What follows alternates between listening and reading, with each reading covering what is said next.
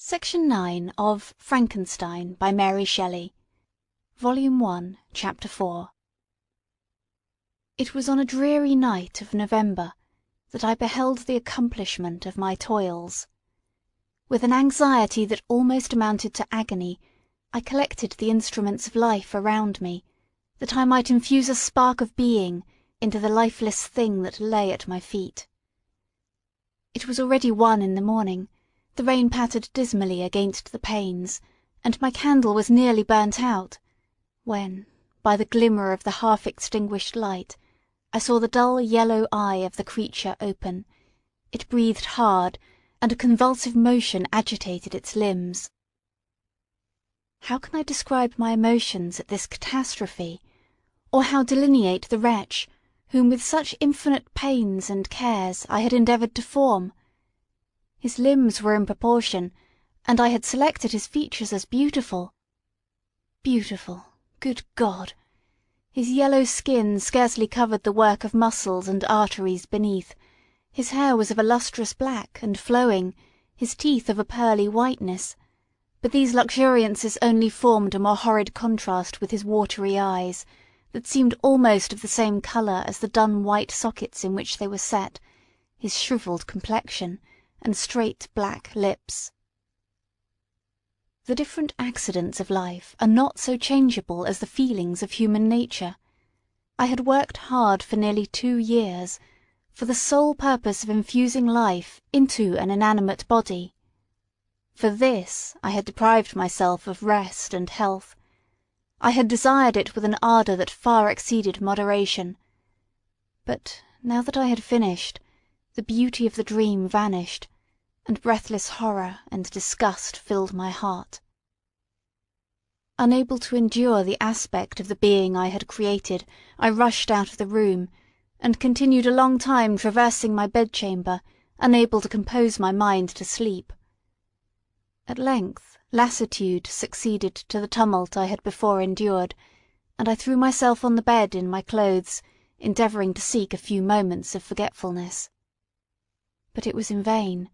I slept indeed, but I was disturbed by the wildest dreams. I thought I saw Elizabeth, in the bloom of health, walking in the streets of Ingolstadt. Delighted and surprised I embraced her, but as I imprinted the first kiss on her lips, they became livid with the hue of death, her features appeared to change, and I thought that I held the corpse of my dead mother in my arms. A shroud enveloped her form, and I saw the grave worms crawling in the folds of the flannel. I started from my sleep with horror.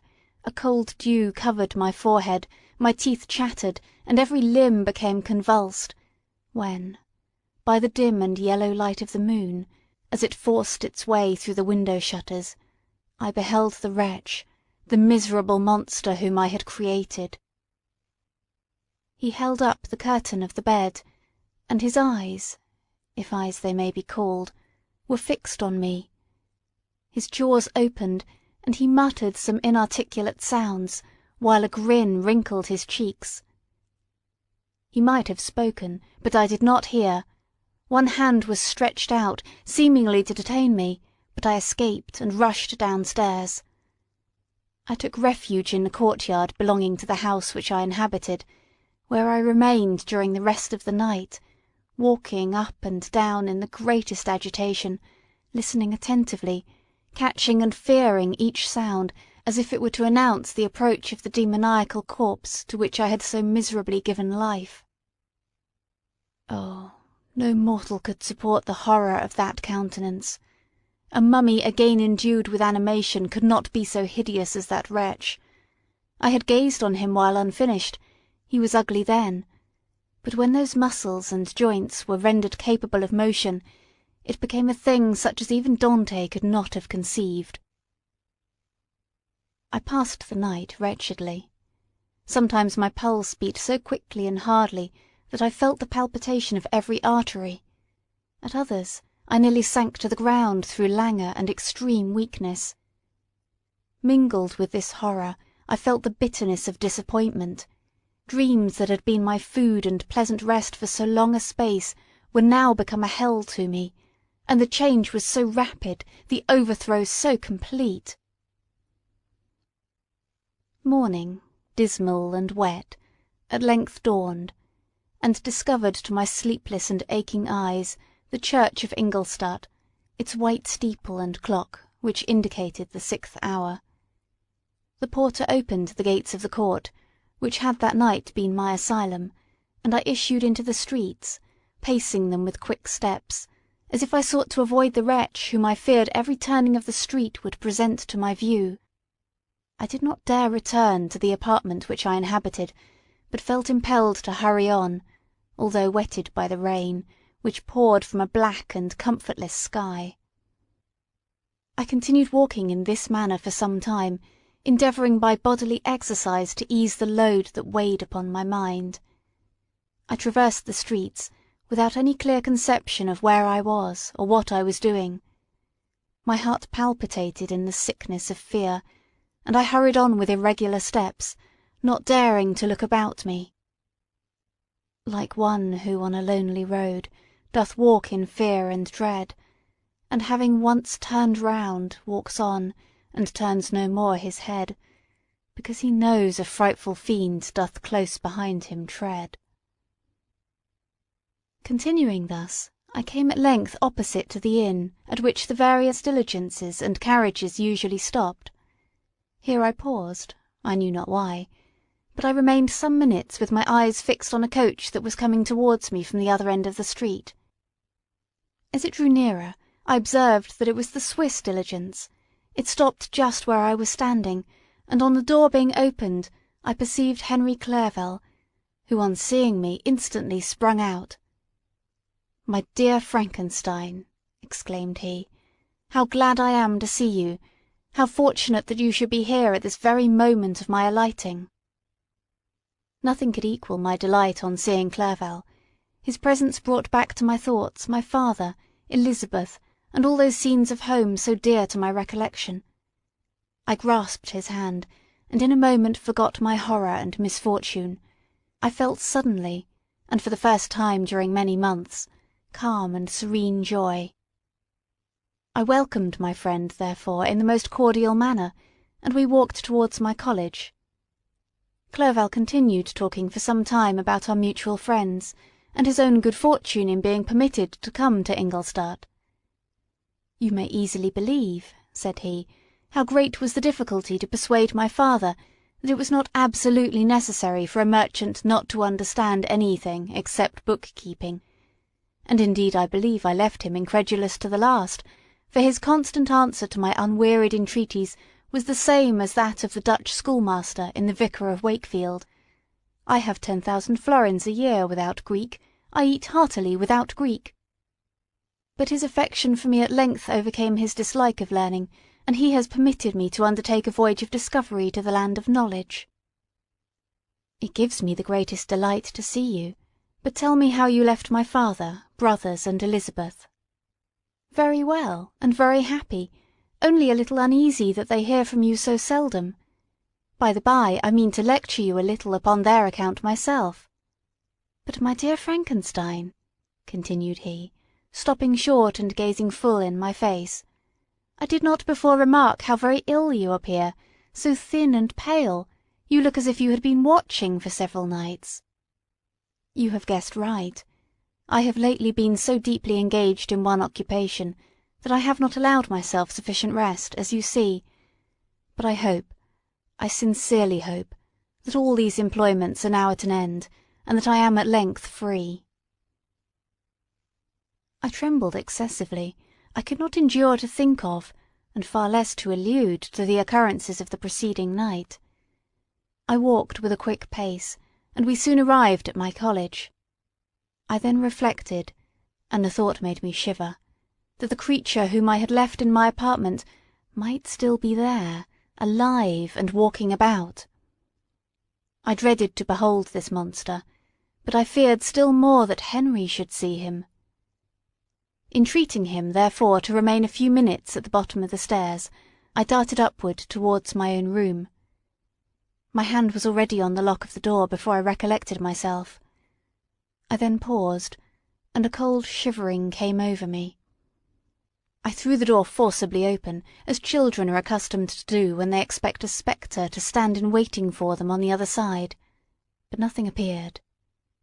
I stepped fearfully in.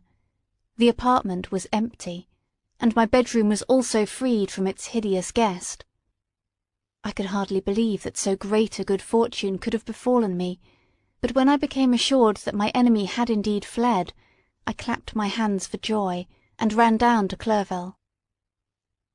We ascended into my room, and the servant presently brought breakfast, but I was unable to contain myself. It was not joy only that possessed me. I felt my flesh tingle with excess of sensitiveness, and my pulse beat rapidly. I was unable to remain for a single instant in the same place. I jumped over the chairs, clapped my hands, and laughed aloud. Clerval at first attributed my unusual spirits to joy on his arrival, but when he observed me more attentively, he saw a wildness in my eyes for which he could not account, and my loud, unrestrained, heartless laughter frightened and astonished him. "My dear Victor," cried he, "what, for God's sake, is the matter? Do not laugh in that manner. How ill you are! What is the cause of all this?" "Do not ask me," cried I, putting my hands before my eyes, for I thought I saw the dreaded spectre glide into the room. "He can tell! Oh, save me! Save me!"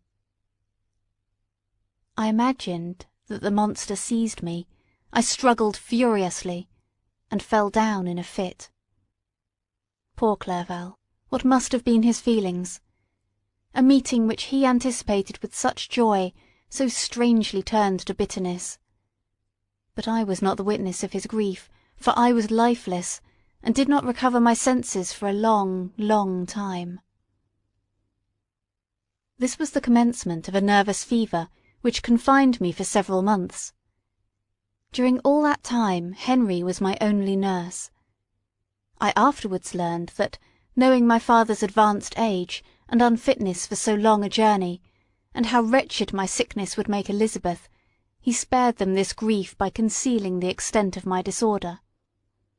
He knew that I could not have a more kind and attentive nurse than himself, and firm in the hope he felt of my recovery, he did not doubt that, instead of doing harm, he performed the kindest action that he could towards them. But I was in reality very ill, and surely nothing but the unbounded and unremitting attentions of my friend could have restored me to life. The form of the monster on whom I had bestowed existence was for ever before my eyes, and I raved incessantly concerning him. Doubtless my words surprised Henry. He at first believed them to be the wanderings of my disturbed imagination, but the pertinacity with which I continually recurred to the same subject persuaded him that my disorder indeed owed its origin to some uncommon and terrible event. By very slow degrees, and with frequent relapses, that alarmed and grieved my friend, I recovered. I remember the first time I became capable of observing outward objects with any kind of pleasure. I perceived that the fallen leaves had disappeared, and that the young buds were shooting forth from the trees that shaded my window. It was a divine spring, and the season contributed greatly to my convalescence. I felt also sentiments of joy and affection revive in my bosom. My gloom disappeared, and in a short time I became as cheerful as before I was attacked by the fatal passion. "Dearest Clerval," exclaimed I, "how kind, how very good you are to me! This whole winter, instead of being spent in study, as you promised yourself, has been consumed in my sick room. How shall I ever repay you? I feel the greatest remorse for the disappointment of which I have been the occasion, but you will forgive me?" "You will repay me entirely if you do not discompose yourself, but get well as fast as you can, and since you appear in such good spirits, I may speak to you on one subject, may I not?" I trembled. One subject. What could it be? Could he allude to an object on whom I dare not even think? "Compose yourself," said Clerval, who observed my change of colour. "I will not mention it if it agitates you, but your father and cousin would be very happy if they received a letter from you in your own handwriting. They hardly know how ill you have been, and are uneasy at your long silence." "Is that all, my dear Henry? How could you suppose that my first thought would not fly towards those dear, dear friends whom I love, and who are so deserving of my love?" "If this is your present temper, my friend, you will perhaps be glad to see a letter that has been lying here some days for you. It is from your cousin, I believe." End of Section 9.